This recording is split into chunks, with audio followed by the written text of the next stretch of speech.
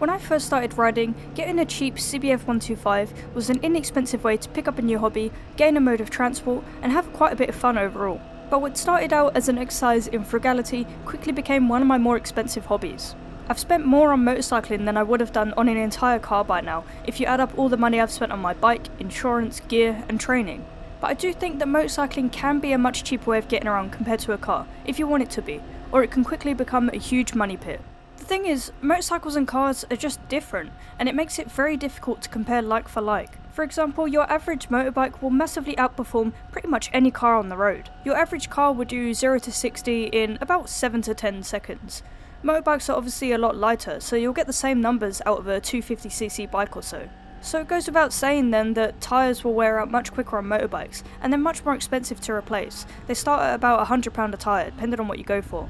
Service intervals for most bikes are also much shorter than cars, so you'll be bringing it to a garage much more often than your car. Of course, if you were to launch your car away from every traffic light in the same way that you would a bike, you'll find parts wearing out much more quickly on that too.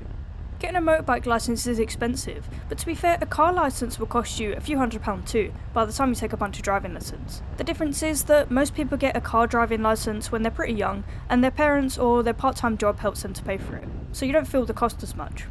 But getting a motorbike licence in addition to a car licence is obviously going to be an additional cost, as would getting a car licence after you've been riding a bike for a little while. Where a motorbike really does differ from a car is the gear that you need to ride. Legally, you only need a helmet, but if you're even half sensible, you'll at least grab a jacket and some gloves too. If you want to go all the way, you can add trousers and boots to that. Gear can get very expensive very quickly. If you stick with riding, you'll also find yourself buying a few different sets. One for summer, one for winter, one for rain, one for touring, something for the racetrack. You don't have to buy all of this, but you'll probably at least find yourself with a set of summer gear and a set of winter gear. I spent £500 on my first ever outfit. That was for helmet, jacket, trousers, boots and gloves. It's about the cheapest you can go buying brand new gear, and it won't last very long. If you spend the extra money to get better quality gear, you'll find it much more durable and long lasting, and a lot more comfortable too. The purchase price of a motorbike will typically be a lot cheaper than a car. Again, it wouldn't be fair to compare an S1000RR or a Ninja H2 to the cost of your average family car. If you're looking at something in the small to mid displacement range, you're going to be saving at least a few £1,000s compared to buying a similarly average car. Insurance will depend heavily on who you are, what you ride, where you live, and how you store your bike. But for me at least, motorbike insurance was still a bit cheaper than a comparable car. But this was offset by the cost of security for my bike. I spent around £300 on an Oxford Beast chain, lock and ground anchor, and that was even discounted at the time, and I have a disc lock on top of that too. If I had a car, I probably wouldn't bother with any additional security for it. Lots of people talk about the fuel economy when they're comparing the cost of bikes and cars, but for me, this isn't the full story.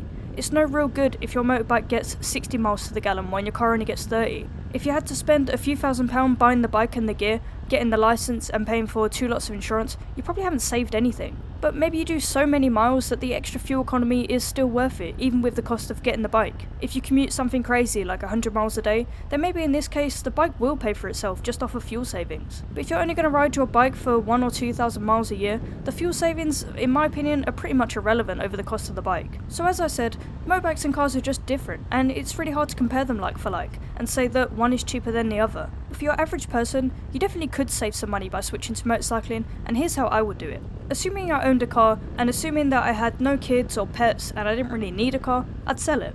I'd use that money to buy a cheap but sturdy 125, a good set of gear and a motorbike license. I would actually spend a bit extra on gear and get something that's really going to last, but first I would look for good second-hand deals and I would ask around different bike groups to see if anyone had some spare kit in my size. Next I would learn to service the bike myself. A cheap small cc bike will be very simple to work on and you'll be able to do all but the most complicated jobs just on your driveway. This means investing in some basic tools and maybe taking a mechanics course or having a friend teach you. This will save lots of money compared to garage fees, but to be honest, even the garage will be fairly cheap for a bike like this. Jobs just won't take a long time to do. I'd buy myself some basic luggage so that I could go shopping on the bike. I wouldn't go all out with fancy Krieger gear or even hard luggage. I'd just get an inexpensive waterproof roll bag like my Oxford Aqua T50. With this setup, you'll be saving yourself a huge amount of money on fuel since the 125 will be infinitely more efficient than your average car. You'll be saving time since you can now filter. Filtering saves me a good half an hour at least on my London commute, and time is money. Motorbike parking is usually free or cheap and very easy to find, so you'll be saving more time and money there.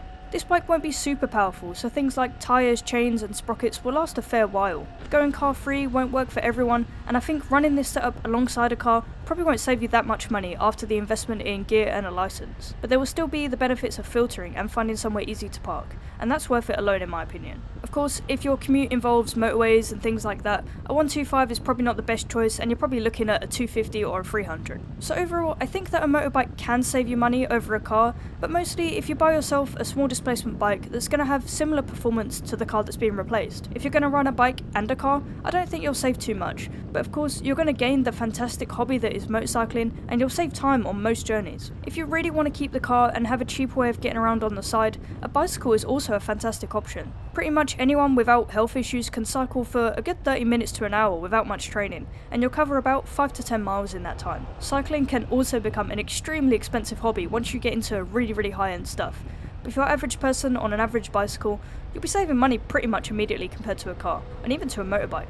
I think wanting to save money on its own is not really a good enough reason to get into motorcycling, and that's not to say you shouldn't do it, but you'll find yourself quickly spending thousands on bike parts, upgrade, gear, trips, and more. But we do it because we love it, and that's good enough reason for me. Safe riding, and I'll see you guys in the next one.